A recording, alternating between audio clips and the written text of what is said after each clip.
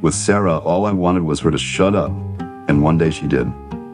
14 words written by hand in a private diary by a mother in a quiet town north of Sydney. A senior prosecutor would later call her diaries the strongest evidence a jury could possibly have. They cost her 20 years of her life, and they were not a confession. This is a case about 4 dead children and about a country that decided it already knew why. It ends with a gene almost nobody had heard of, and a court admitting it had been wrong for 20 years. It starts with a diary read by people who had already made up their minds. Kathleen Folbigg married Craig Folbigg in 1987. They had 4 children. All 4 died at home. Caleb was born on the 1st of February 1989. He died 19 days later, sudden infant death syndrome. Patrick was born in June 1990. At 4 months, he stopped breathing and was revived. He was left with epilepsy and cortical blindness. He died in February 1991, aged 8 months, during a seizure. Sarah was born in October 1992. She died the following August, 10 months old. Laura was born in August 1997. She lived the longest, 18 months. She died in February 1999.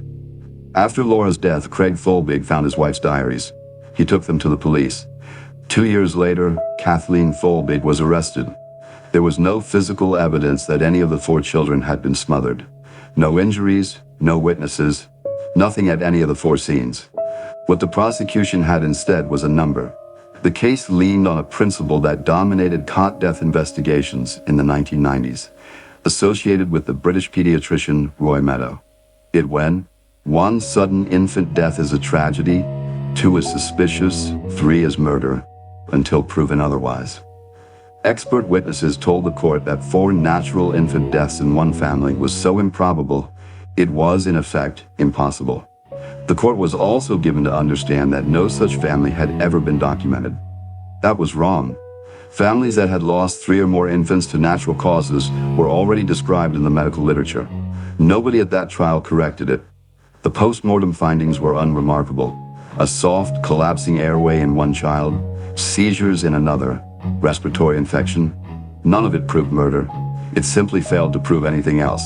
And in that courtroom, the absence of an explanation became the explanation, which left the diaries. Kathleen Folbigg had been told by a grief counselor to write it all down, to empty her soul onto the page. She did for years in the language people use when nobody else is meant to read it. I know there is nothing wrong with her, nothing out of the ordinary anyway, because it was me, not them. Read one way, that is a woman confessing to killing her children. Read another way, it is a woman who has buried 3 babies and is terrified that she is the reason, because she cannot think of any other. The jury was invited to read it the first way. It was never shown the second.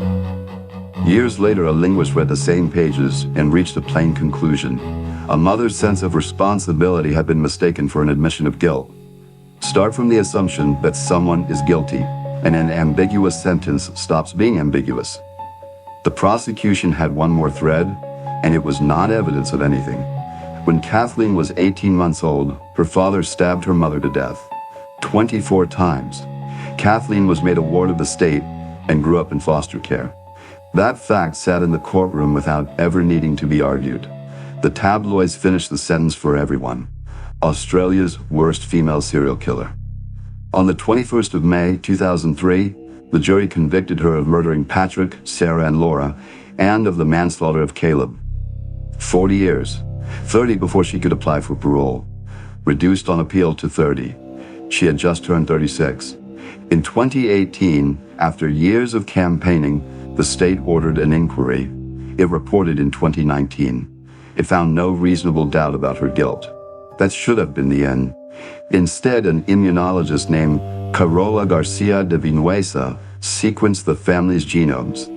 In Kathleen Folbigg and in both her daughters, she found a variant in a gene called CALM2, a rare change estimated to occur in roughly 1 person in 35 million. Calmodulin governs the electrical rhythm of the heart. Variants like this one are associated with sudden cardiac death in children. In the boys, researchers found separate rare variants linked to a lethal seizure disorder. And Patrick already had a neurological condition nobody could explain. In March 2021, more than 100 scientists, including Nobel laureates, signed a petition through the Australian Academy of Science asking for her pardon. It was not a claim of innocence in the legal sense. It was simpler than that. It said, "There is now a natural explanation, and you convicted her because you said there wasn't one." A second inquiry was ordered in 2022, led by a former Chief Justice, Tom Bathurst. He found a reasonable possibility that 3 of the children had died of natural causes and that the diaries had been misread. And he wrote a line that undid 20 years of headlines. He was unable to accept that the evidence established Miss Folbigg was anything but a caring mother to her children.